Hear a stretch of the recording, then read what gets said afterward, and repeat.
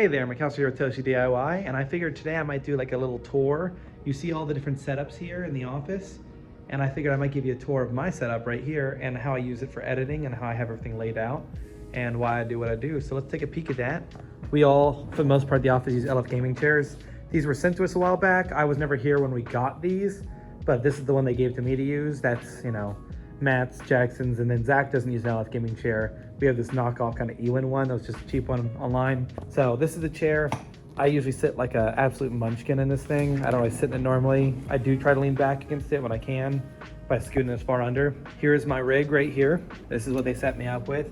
I'll be genuine with you that I don't know what's inside of it. They could probably tell me, and I'll probably put it on screen right here. This is it. It's a little dusty. Needs a little bit of love. I probably should do that here soon. So here's the microphone. This is for streaming. When we do the 12-hour streams, I'm not currently a part of those right now. I prefer to just edit instead. This is a standing desk, so let's get it to standing, make this a little bit easier. Boom. I'm typically sitting in it, but on certain days, yeah, standing up's nice. So we have 3 monitors here, LG and I believe LG matching ones on the left and right, but in the middle, I have I believe this is not next to it, BenQ.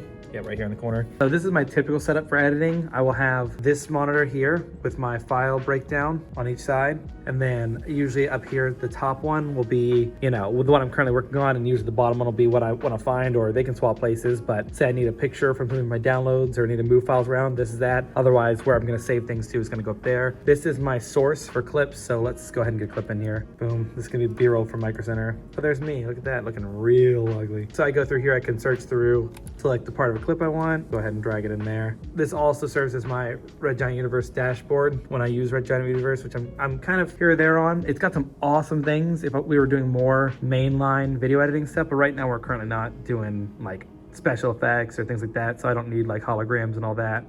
Though it is a nice tool to have on the trial, it was fun. The bottom one is my clips and then my effects panel.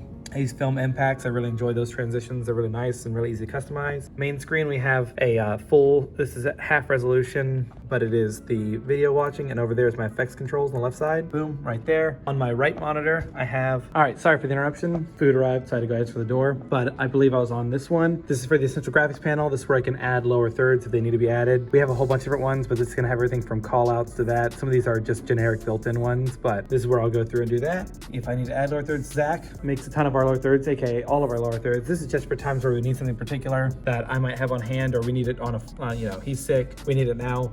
So over here, I have a Chrome window typically takes up this area, so I kind of fill across. Oh, I forgot. I have Lumetri Color here for color correction if needed, and I have the audio track mixer for denoising typically, and denoise, things like that. So to the right here, I have my Chrome tab open. Usually this is where I either have a video up for the background, just relaxing, or I have, you notice right now, I have Canva open, I have Google open, Epidemic Music, or Gmail, Envato Elements, Slack, and TouchRose. I can't show you these two, as they might have stuff that I'm not supposed to show right now, but Envato Elements, this is where I get a lot of our stock footage, anything like that. I grab it here, all the stock footage I need.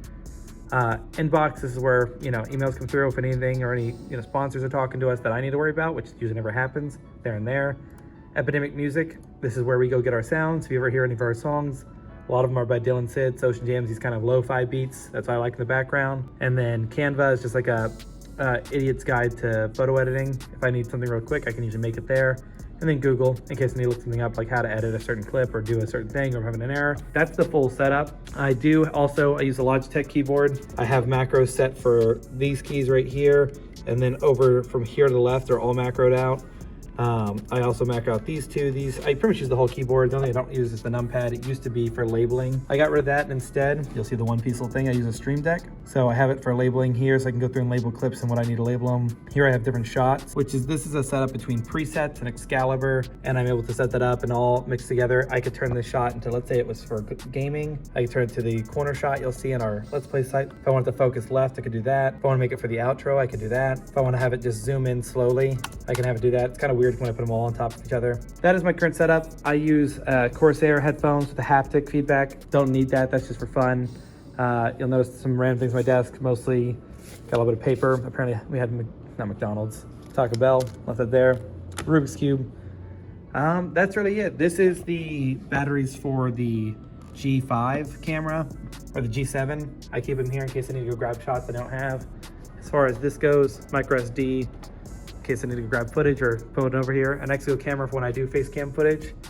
But I think that is everything. There's just some Steam cards from past giveaways over there. And that is all there is to my setup. I edit every day, Monday through Friday.